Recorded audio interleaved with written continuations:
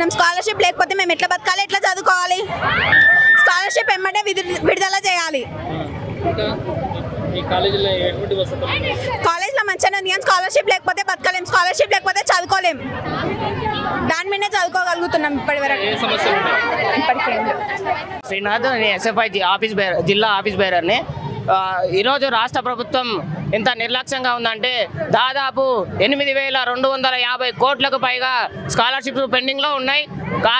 కానీ ఈ స్కాలర్షిప్స్ విడుదల చేయకుండా రాష్ట్ర ప్రభుత్వం విద్యార్థుల పట్ల చాలా నిర్లక్ష్యత చూపిస్తూ ఉంది. దాని కొరకు ఈరోజు ఈ ధర్నా నిర్వహించడం జరుగుతుంది.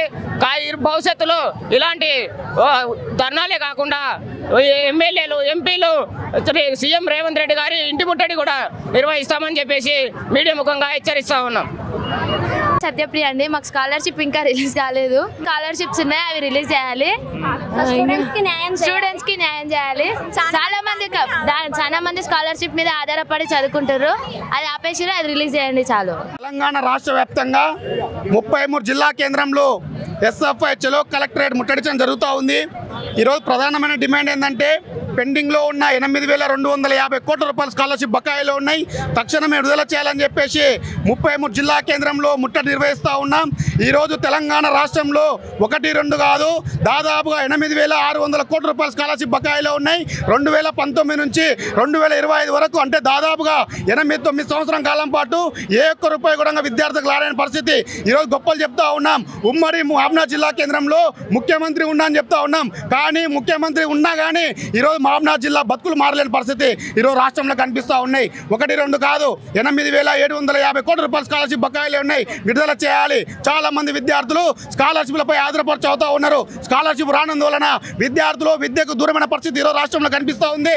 ఈ మధ్య కాలంలోనే ఎస్సీ, ఎస్టీ, బడుగు బలైన వర్గాలకు చెందిన విద్యార్థులు చదువుకోవడానికి ముందుకు వస్తూ ఉన్నారు. కానీ ఈరోజు స్కాలర్షిప్ రాకపోవడంతో విద్యార్థులు విద్యకు దూరమైన పరిస్థితి రాష్ట్రంలో కనిపిస్తూ ఉంది. కాబట్టి తక్షణమే విడుదల చేయాలి. కాంగ్రెస్ ప్రభుత్వం అధికారంలోకి వచ్చి 19 నెలలు గడుస్తూ ఉన్న విద్యార్థులపైన ఊసులేని పరిస్థితి ఈరోజు రాష్ట్రంలో కనిపిస్తూ ఉంది. రేవంత్ రెడ్డి పదవులకు స్పందించి తక్షణమే విడుదల చేయాలి. రెగ్యులర్ ఎంఈఓ పోస్టులు భర్తీ చేయాలి. అసెంబ్లీలో నూతన విద్యా విధానాన్ని వ్యతిరేకిస్తున్నామని చెప్పి తీర్మానం చేయాలి. లేకపోతే భవిష్యత్తులో ఎమ్మెల్యేలు, ఎంపీలు, మంత్రులను రోడ్లపైన అడ్డుకుంటామని చెప్పేసి కూడా మీడియా ముఖంగా హెచ్చరిస్తూ ఉన్నాం. నా పేరు ప్రశాంత్, ఎస్ఎఫ్ఐ మహబూబ్నగర్ జిల్లా అధ్యక్షుడిని.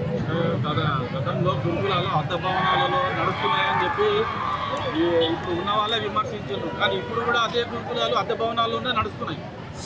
ఈరోజు కాంగ్రెస్ ప్రభుత్వం 19 నెలల అధికారంలోకి వచ్చిన గత ప్రభుత్వాన్ని విమర్శించి గురుకులాలు కానీ, కేజీబీవీలు కానీ, ప్రభుత్వ పాఠశాలలు కానీ, ప్రభుత్వ హాస్టల్స్ కానీ అద్దె భవనాలు నడుస్తూ ఉన్నాయి. మేము అధికారంలోకి వస్తే సొంత భవనాలు ఏర్పాటు చేస్తాం, అధ్యాపకుల పోస్టులు భర్తీ చేస్తామని చెప్పడం జరిగింది. కానీ గత ప్రభుత్వం రీతిగానే ఈ ప్రభుత్వం ప్రవర్తిస్తూ ఉంది. తక్షణమే ప్రభుత్వం మానుకోవాలి.